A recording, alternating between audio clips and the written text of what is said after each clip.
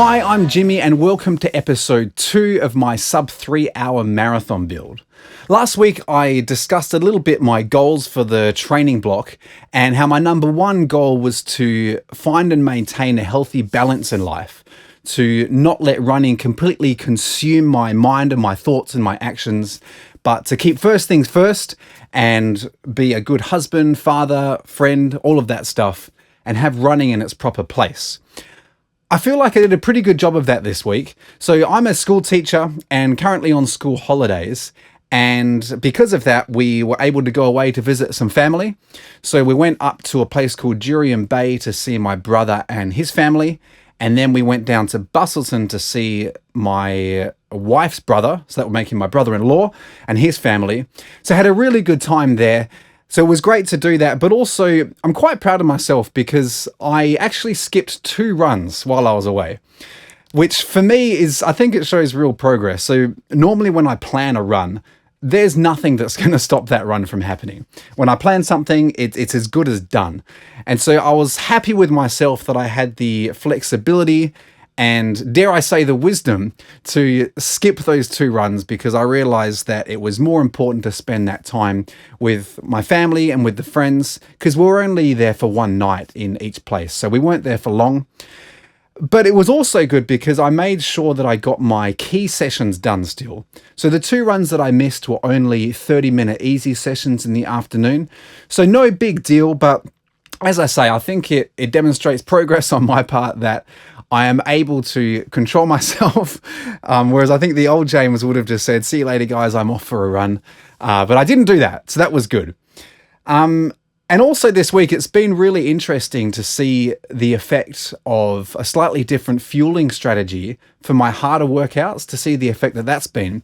So previously, I was, I guess, half fueling my harder workouts. I'd have some carbs beforehand, nothing during the workout, and then I would eat properly afterwards. And the reason I never fueled properly beforehand was primarily because I do all of my runs pretty early. So it's not practical for me to eat properly normally. So going back to what we're talking about, balance and priorities, I tend to try and do my big runs early in the morning before my family wakes up to minimize impact on the family and so I can still be present during the day and obviously to get it done before work. So I've been reading some really good books by Matt Fitzgerald on performance nutrition. Really good books, highly recommend you check them out. But one of the things he advocates is to fuel during the workouts. So he says a mixture of 7% carbs is ideal for during your workout. And that concentration is important because it needs to be as high as it can be while still being easily absorbed. So yes, you could have a much stronger drink while you're working out, but because of all the stress your body's under during that hard workout, you're not going to be able to absorb it. So he reckons about 7% carb mix is good with some electrolytes in there. And also importantly, a little bit of protein as well. So he says, according to the research, the ideal ratio is 1 gram of protein for every 4 grams of carbs. So that's what I've been doing this week, and I've actually been doing that during my easy runs too. So previously, all of my easy runs, I would run fasted, so no fueling at all before or during. And the reason for that was because of the literature that suggests that our bodies get better at burning fat for fuel when we run in a glycogen depleted state. So I always did my easy runs fasted for that reason and just practical reasons. It's easier not to eat or drink. But Matt Fitzgerald says that yes, when we run in a glycogen depleted state, our bodies do get better at burning fat for fuel. But he says that's really only relevant for like 100K ultra runners. He says for shorter distances, like even marathons, it's not going to have that much of an impact. And he says during your big training build for a key race, you're probably better off fueling properly so that you perform better during the workout and importantly, recover much faster. And that's been, I've really noticed a huge difference this week in my recovery. So in fueling better before and during my workouts, and of course afterwards, I've noticed a huge difference in my recovery. Even on my double threshold days where I do 2 difficult threshold sessions and then a big strength session, normally before I started fueling during that workout, I'd wake up with pretty bad DOMs the next day and be pretty sore and feel beaten up for 1 or 2 days afterwards. But since I've started fueling these workouts, none of that, absolutely no DOMs. I just recover way faster. It's actually quite amazing. And even during the day, so on Saturday for my long run, I felt fine afterwards. And I mean, I always feel pretty good, but I do feel pretty run down normally. And I'm sometimes just wiped for the rest of the day and pretty much good for nothing after that long run. But after my long run on the Saturday just gone, I felt great. I went and did loads of cooking. I did the shopping, just went about my day as usual, which is really great. So more on that later, but fueling's been really good this week.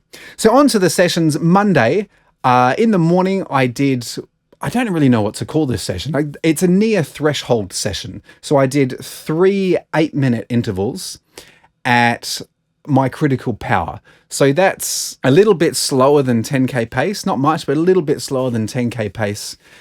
And I find this workout really hard. So I think it's definitely one of my weaknesses.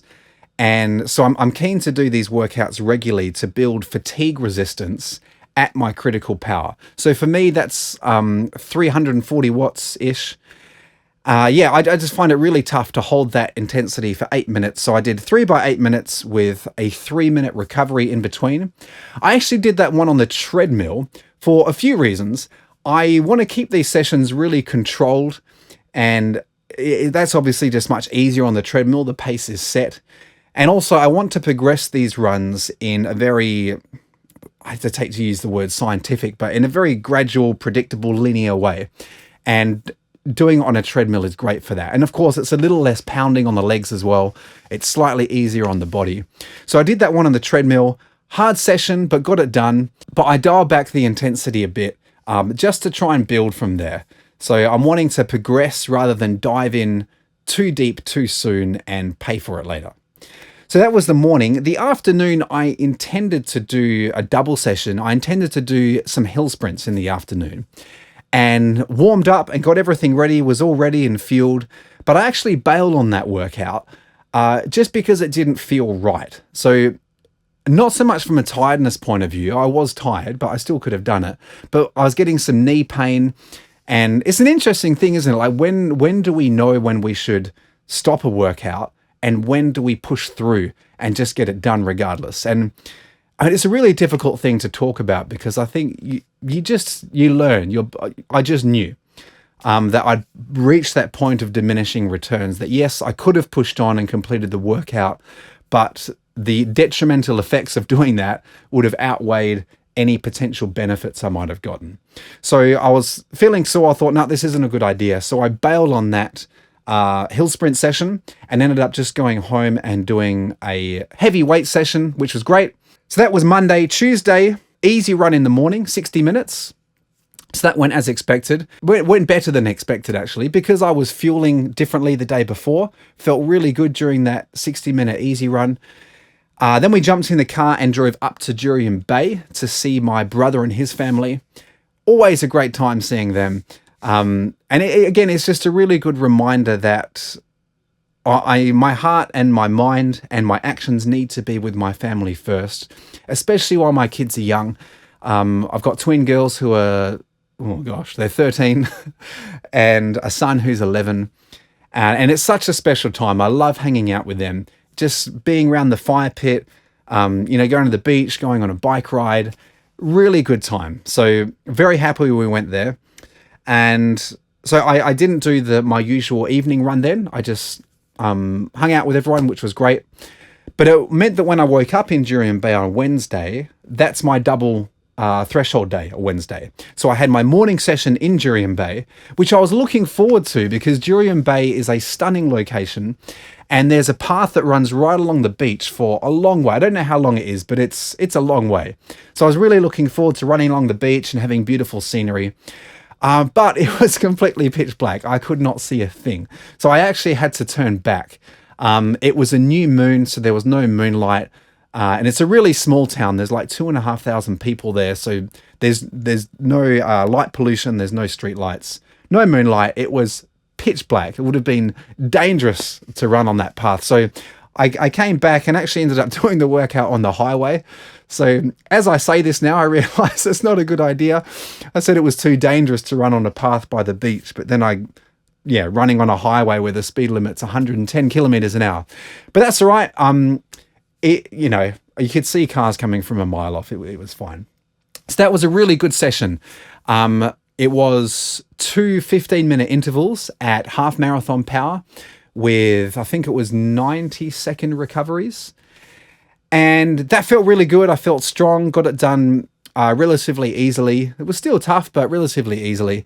The pace on the second rep, you'll see, is a lot slower. And that's because there was an absolutely howling wind on the day. Like, this wind was so strong, it felt like I was, those cartoons are just running on the spot, kind of not going anywhere.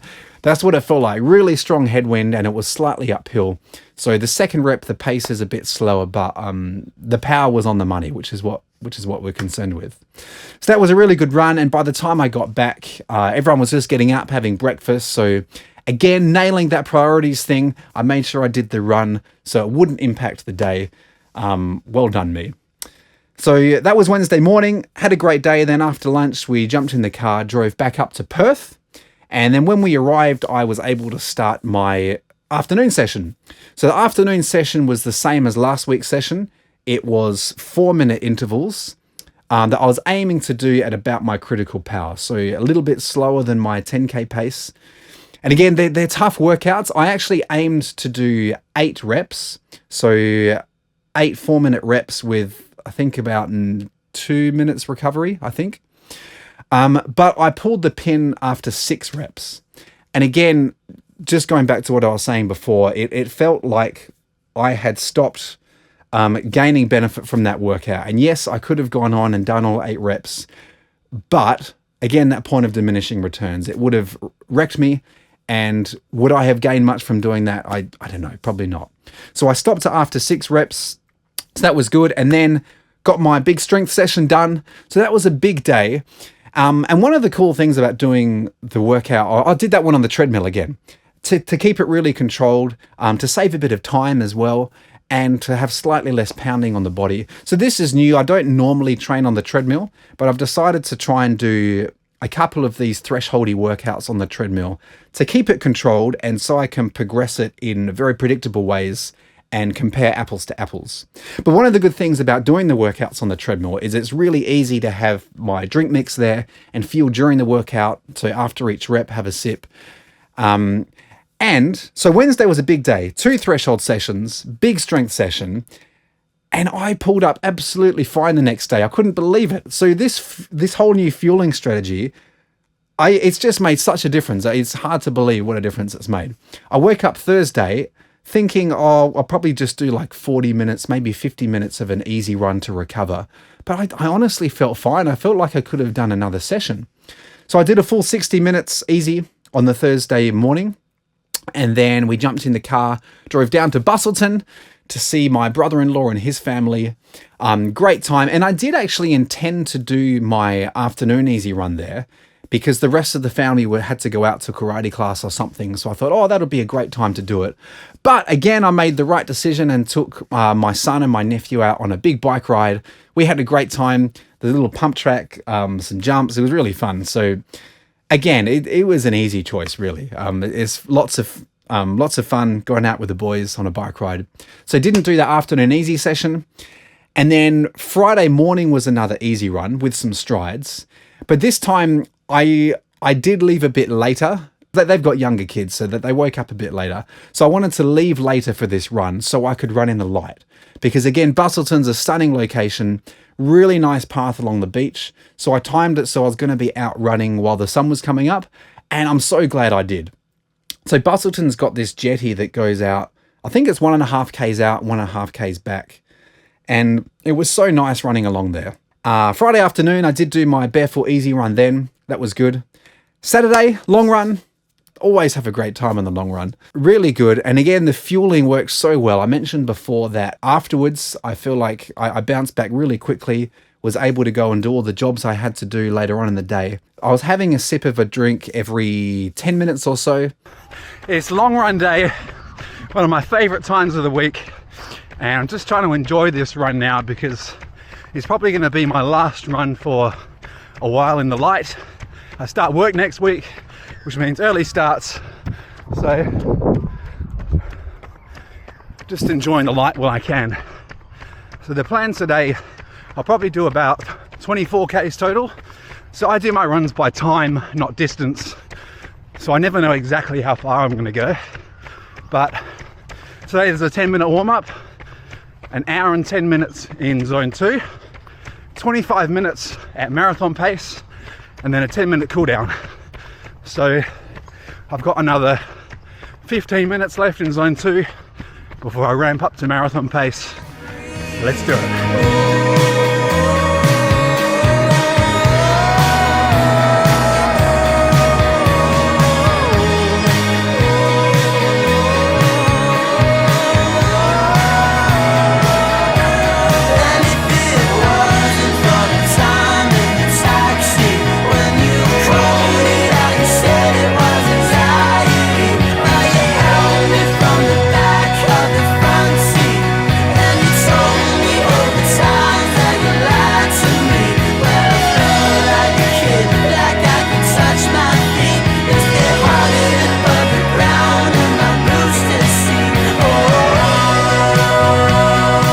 It was so nice to see the progression. I see some real fitness gains even in a week. So running faster paces for lower heart rate, marathon pace felt easier. So really encouraging signs, and it's just so fun to see progress, isn't it? Love it. So this here is the zone 2 portion of my long run this week. And it was really encouraging because you can see here I'm averaging 284 watts at 5:54 pace for an average heart rate of 128 beats per minute. So if we compare that to even last week, so this is last week's run, same segment, so this is the same course as well, averaged a bit less power, 280 watts, so 4 watts less, but my heart rate averaged 3 beats per minute higher. Now that doesn't sound like a lot, but at this intensity, 3 beats, I think that is significant, and not just relying on the data, it felt easier. I felt really strong, and I actually had to hold myself back. I felt like I just wanted to run faster on the run this week. So I think that shows real fitness gains, even in 1 week. So as I said, this was just last week's run. The week before that, same segment. So again, an hour-ish at zone 2, 278 watts and 132 beats per minute heart rate. I think this isn't a coincidence. As I said, because it felt a lot easier this week as well, I think this is indicative of performance gains. So 2 weeks ago, we got 278 watts for 132 beats per minute. A week later, 280 watts for 131. So even then, there's progress in 1 week. And then between last week and this week, again, more power, lower heart rate. So that is really encouraging. And if I have a look at the marathon pace segment as well, so this is the run from this week. This is this week's long run. 211 watts, average heart rate of 144 beats per minute, which is great. That's still within my zone 3, right where I want it for marathon pace in the long run. Comparing that same portion to last week, let's just get the marathon pace portion up. So exactly the same power I averaged, 311 watts, 446 beats per minute average. Now again, that sounds small, it's only 2 minutes, but it is significant at this intensity. And as I keep saying, it also just felt different. So this week, the marathon pace felt easier. I felt stronger. So that was my week, and then I intended to do a strength session in the afternoon, but the day just got away from me actually. We had friends coming around the next day, so I smoked up a huge brisket, beef ribs, just beautiful, like mountain of meat, so good. I also cooked up 8 kilos of chicken breasts, so smoked those as well. I prepped all my meals for the week. Anyway, you don't care about all of that. It was a long day and I just ran out of time to do that strength session in the end, but that's okay. And yes, again, on Sunday, having some really good, close friends around, another reminder that these are the things that are important in life. Life is about relationships. It's not about personal bests. And so, yeah, it was just such a nice time to have these dear friends around and to really celebrate with just a whole lot of meat. So I've started to be quite strict with my diet, and I guess now it's got a relatively low fat content. And so when you do splash out, I had a few beers, had some, when I eat foods I don't normally eat, there's super fatty meat. It feels like much more of a celebration, and it's much more special. So I think that's one really good thing about being so disciplined. When you do splash out, it really does feel like a celebration, and we just had a great time. So, and one of the other things I was thinking this week is I want to make that more regular. So before I started running, it was my fault. So, I made my wife and I put on a lot of weight because I was so into barbecue, still am, cooking super fatty meats, and I really discovered cooking, and all the side dishes I'd go for it were delicious, but really fattening, really bad for you. But one great thing about that stage, and it was always with so much beer. So one of the fun things about smoking is it takes so long. The brisket, I think it was a 9 or 10 hour cook. Previously, I'd just be sipping on beers all day, not getting, trashed, but just slowly having beers the whole day. And it was so fun doing that. And then sitting with friends. And, there was a lot of really good stuff about that, as unhealthy as it was. Relationally, it was so good. Like, I really miss having good friends around, having our neighbors around. We've got great neighbors. We're really fortunate. And so, I was just thinking this week how I miss that social interaction. And even though it was unhealthy in many ways with the food we're eating and the quantity of beer, there was gold in there relationally, and in just enjoying life. So my resolution from here on in is to at least every Sunday to have something. It doesn't have to be like a full-on gluttonous celebration like I did every week before, but just a time on a Sunday where we'll sit around the fire pit with the family. I'll cook something delicious, whatever. It can be healthy, cannot be. But I just want to make establish a new tradition where I sit with my family around the fire pit when it's winter, and we do something really nice together. And that can also be a time when we invite friends around, get to know people better. Yeah, so that's another thing that's on the cards. But it's been another really good week. I love marathon training. I'm back at work now, which is going to be interesting to see how it all works out with balancing things. I think, to be honest, it won't be any different because I always do my runs early, so I always get up at about 4:30 in the morning to get them done. Yes, I'm doing more afternoon sessions now, but I think it's going to be okay.